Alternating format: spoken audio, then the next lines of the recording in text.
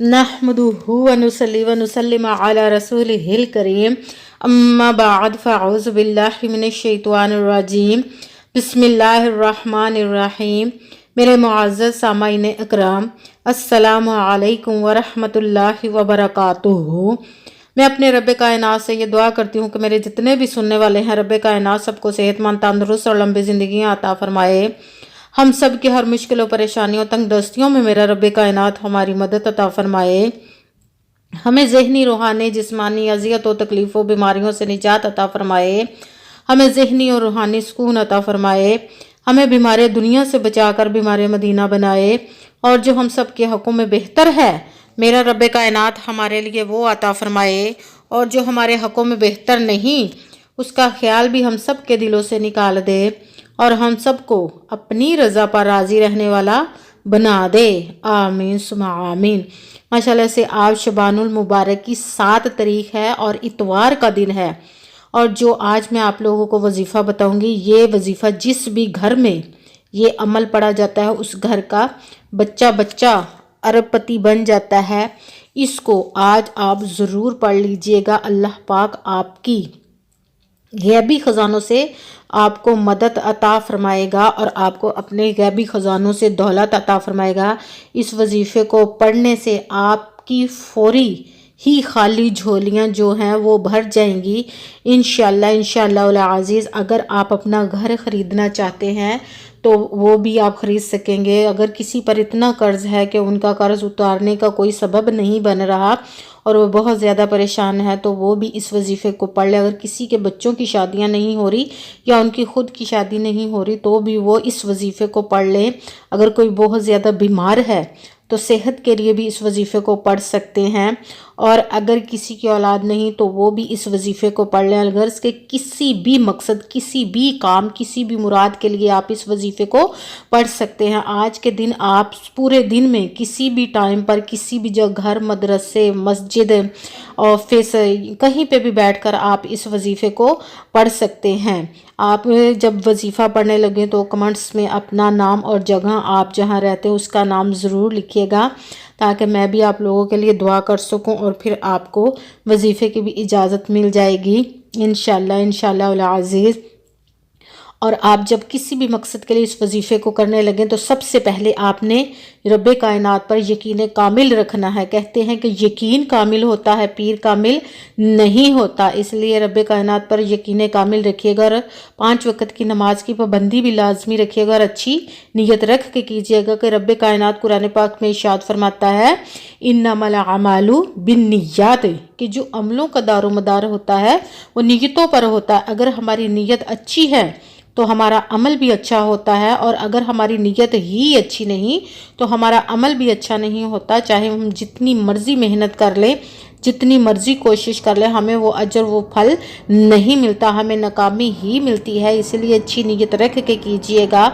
अगर वीडियो अच्छी लगे तो इसको लाइक ज़रूर कीजिएगा और कमेंट्स में अपना नाम और जगह ज़रूर लिखिएगा और आगे भी शेयर कर दीजिएगा, ताकि किसी दूसरे को हमारी वजह से फ़ायदा पहुंचे तो हमारे लिए सदका जारिया बन जाए। और जो नए हैं इस चैनल पर तो इसको सब्सक्राइब कर लें और बेल आइकन को भी दबा लें, ताकि मेरी अगली आने वाली वीडियो आप तक पहुंच सके। अगर कोई मुझसे किसी मसले के बारे में इस्तारा करवाना चाहते हैं या कि हिसाब लगवाना चाहते हैं या किसी काम के लिए वजीफ़े को पूछना चाहते हैं या कि महफिल मिलाद के लिए बुलवाना चाहते हैं या कि कुरान पाक ऑनलाइन पढ़ना चाहते हों, तो व्हाट्सएप का नंबर वीडियो पर चल रहा है, आप लोग रब्ता कर सकते हैं। जो मेरे भाई या बुज़ुर्ग मुझसे रब्ता करना चाहते हैं वो व्हाट्सएप पर वॉइस मैसेज करके मुझसे बात कर सकते हैं। अगर कोई बहनें या माएँ मुझसे बात करना चाहती हैं तो व्हाट्सएप पर वॉइस कॉल करके मुझसे बात कर सकती हैं, अपना मसला बता सकती हैं। और आपने जब भी इस वजीफ़े को करना लगना है कहीं पे भी बैठ के, तो उस जगह पे आपने सुकून, इत्मीनान और तवज्जो के साथ करना है कि वजीफ़े के दरमियान में ना तो आपने किसी से बात करनी है, ना ही उठना है, ना ही फ़ोन इस्तेमाल करना है। बिल्कुल खामोशी, तवज्जो और ध्यान के साथ करना है।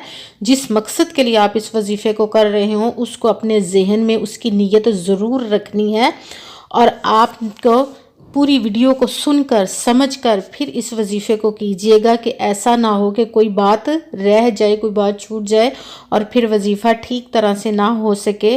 اور آپ نے اس ویڈیو کو پورا سن کے پھر وظیفے کو کرنا ہے تاکہ تعداد میں کسی قسم کی کمی یا بیشی نہ ہو جائے۔ اگر ہم اپنی طرف سے خود سے کسی لفظ میں کم یا زیادہ ہم کر دیتے ہیں تو بھی ہمیں وہ اجر وہ پھل نہیں ملتا، ہماری مرادیں پوری نہیں ہوتی۔ اسی لیے آپ نے پوری ویڈیو کو دھیان اور توجہ کے ساتھ سن کے سمجھ کے پھر وظیفے کو کرنا ہے۔ جس ترتیب و جس تعداد کے ساتھ میں آپ لوگوں کو وظیفے کا بتاؤں گی اسی تعداد اور اسی ترتیب کے ساتھ آپ نے اس وظیفے کو کرنا ہے۔ انشاءاللہ العزیز رب کائنات اپنا ہم پر کرم عطا فرمائے گا۔ سب سے پہلے تو آپ نے پورے دن میں آپ چاہیں تو ایک مرتبہ اس وظیفے کو پڑھ لیں، چاہیں تو آپ 2-3 دفعہ بھی اس وظیفے کو آج کے دن پڑھ سکتے ہیں۔ اگر یہ وظیفہ آج کے دن آپ نے نہ پڑھا تو پھر آپ نے اگلے سال جب شعبان کی 7 تاریخ آئے گی تو ہی آپ اس وظیفے کو پڑھ سکیں گے۔ اسی لیے آپ سے کہہ رہی ہوں کہ جیسے ہی آپ کو ویڈیو ملے تو آپ اس وظیفے کو پڑھ لیجئے گا۔ پورے دن میں کسی بھی وقت آپ پڑھ سکتے ہیں، کہیں پہ بھی بیٹھ کر پڑھ سکتے ہیں۔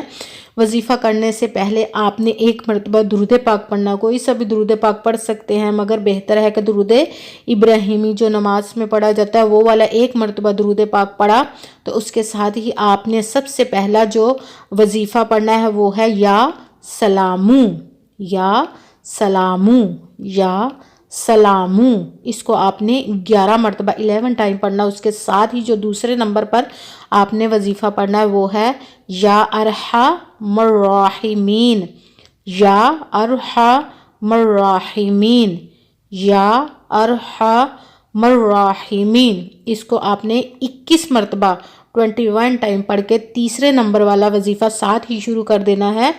تیسرے نمبر پر جو وظیفہ پڑھنا ہے وہ ہے یا شکورو، یا شکورو، یا شکورو۔ اس کو آپ نے 7 مرتبہ 7 ٹائم پڑھنا ہے۔ سب سے پہلے آپ نے درود پاک ایک مرتبہ پڑھا، اس کے ساتھ ہی آپ کا وظیفہ شروع ہو جائے گا۔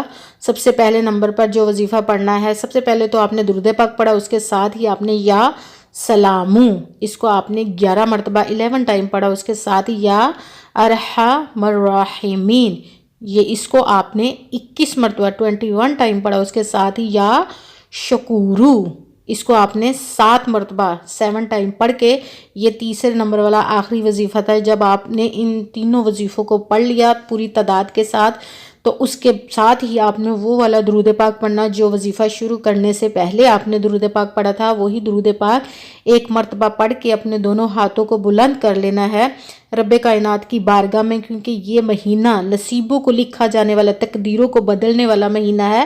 تو اپنے رب سے اپنے پیارے محبوب کا واسطہ دے کر، اس کا صدقہ دے کر، اس پیارے پیارے مہینے مبارک کے صدقے، یہ مہینہ پیارے محبوب کا مہینہ، اس کا واسطہ دے کر اپنی تقدیروں کو، اپنی مرادوں کو پورا کروا سکتے ہیں۔ خوب اپنی مرادوں کے لیے دعا کیجئے، جس مقصد کے لیے آپ نے اس وظیفے کو کیا اس کی خوب دعا کیجئے گا، اور دعاؤں میں مجھے بھی لازماً یاد رکھیے گا۔ جزاک اللہ خیرہ، میرے لیے بھی دعا کیجئے گا۔ جس بھی مراد کے لیے آپ نے اس وظیفے کو کیا انشاءاللہ العزیز جیسے آپ کا عقیدہ ہوگا ویسے ہی رب کائنات آپ کو مراد عطا فرما دے گا، آپ کی تمام پریشانیوں کو دور عطا فرمائے گا، آپ کے مسئلوں کو حل عطا فرمائے گا انشاءاللہ العزیز۔ آمین ثم آمین۔ السلام علیکم ورحمۃ اللہ وبرکاتہ۔